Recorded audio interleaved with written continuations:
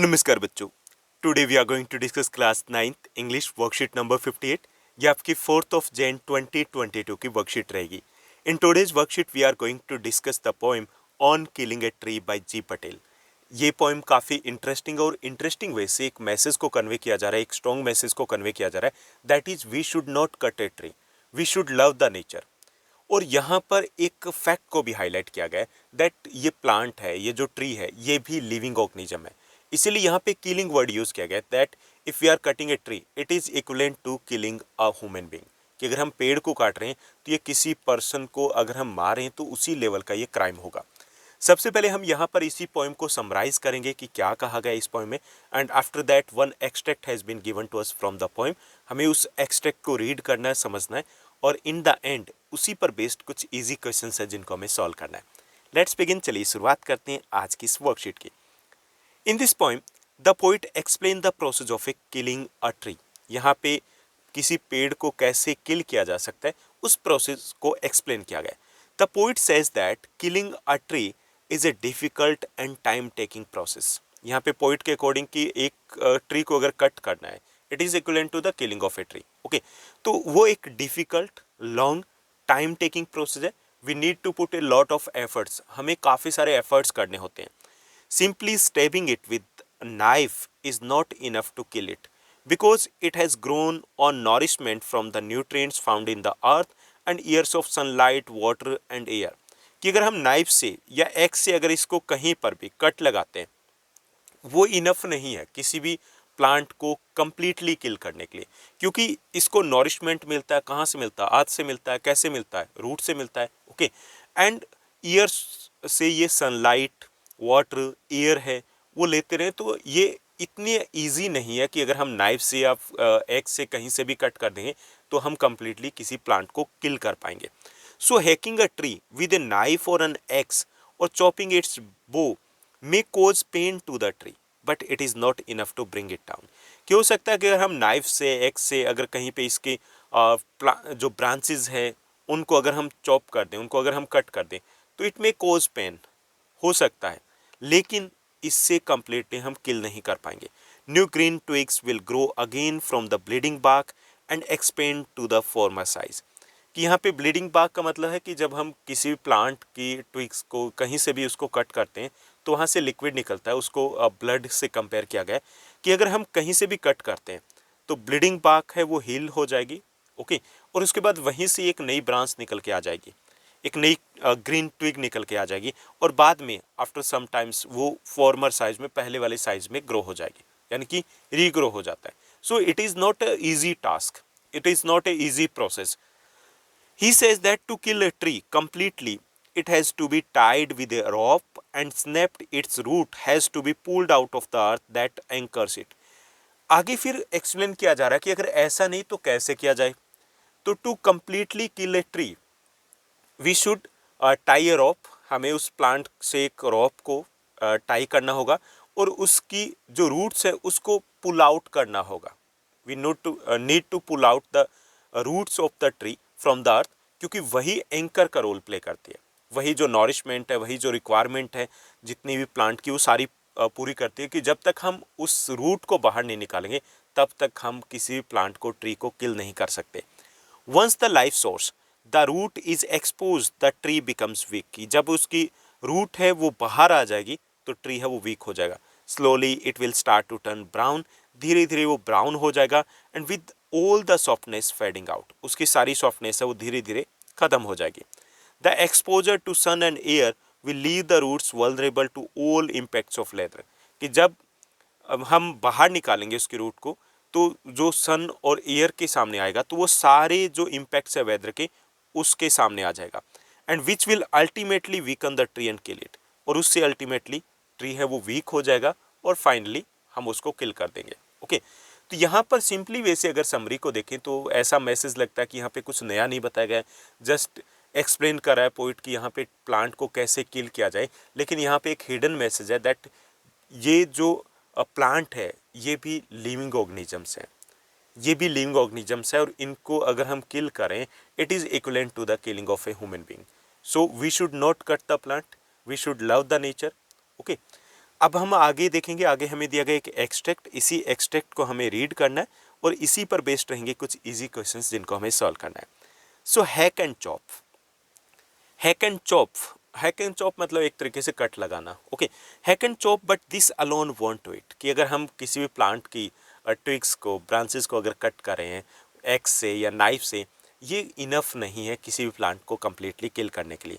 Not so much pain will do it, कि हो सकता है इससे पेन हो, लेकिन इतना भी पेन नहीं होगा कि जिससे कि वो प्लांट है, वो जो ट्री है, वो कम्प्लीटली ख़त्म हो जाए।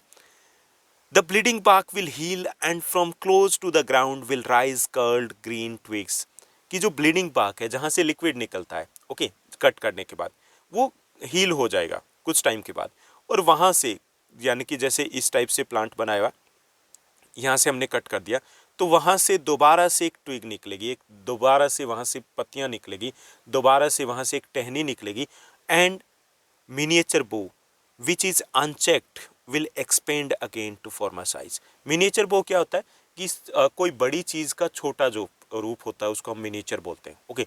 जो मिनिएचर बो है, अगर उसको अनचेक्ड, अगर उसको छेड़ा नहीं गया, तो दोबारा से उस फॉर्मर साइज में आ जाएगा, दोबारा से वो एक प्लांट बन जाएगा, दोबारा से वो एक ट्री बन जाएगा, ओके। तो ये था हमारा आज का एक्सट्रैक्ट। अब इसी पर बेस्ड रहेंगे कुछ इजी क्वेश्चंस जिनको हमें सॉल्व करना है, कुछ हमारे रहेंगे एमसीक्यूज। चलिए सबसे पहले एमसीक्यूज को देखते हैं, after that we will discuss the short answer type questions.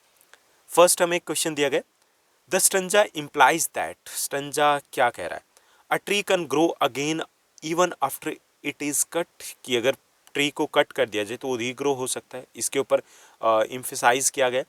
The tree can be cut by a jab of knife, कि नाइफ से एक प्लांट को कट किया जा सकता है, इसके ऊपर इम्फेसाइज किया जा रहा है। Trees will be everywhere if not cut, कि ये स्टंजा ये मैसेज कन्वे कर रहा है कि अगर हमने नहीं काटा तो सारी जगह पे ट्री ही हो जाएंगे। Miniature trees can be grown from the main tree, main tree से मिनिएचर ट्री है वो ग्रो हो सकता है। तो यहाँ पे जो मेन फोकस है वो है a tree can grow again after it is cut, ये आपका करेक्ट आंसर रहेगा, कि अगर हम कट कर दें, उसके रूट को पुल आउट ना करें, तो वहाँ से दोबारा से एक ट्री है वो ग्रो कर जाता है, ओके। तो ये आपका करेक्ट आंसर हो जाएगा यहाँ पर। सेकेंड है the literary device use in the bleeding bark will heal is, यहाँ पे लिटरेरी डिवाइस क्या है, तो यहाँ पर पहला दिया गया सिमिली, सेकंड ऑप्शन है alliteration, second third one is the irony, fourth one is the repetition. तो यहाँ पर करेक्ट जो आपका आंसर है वो एलिट्रेशन रहेगा, ओके। ब्लीडिंग बार्क बी है, यहाँ पे उसका रिपीटिशन हुआ, तो यहाँ पे एलिट्रेशन रहेगा। हिंदी में जो अनुप्रास अलंकार होता है ना, जैसे चारु चंद्र की चंचल किरणें, तो चे चे बार बार आ गया, तो वहाँ पे अनुप्रास अलंकार है, वहीं इंग्लिश में आपका एलिट्रेशन है। क्लियर।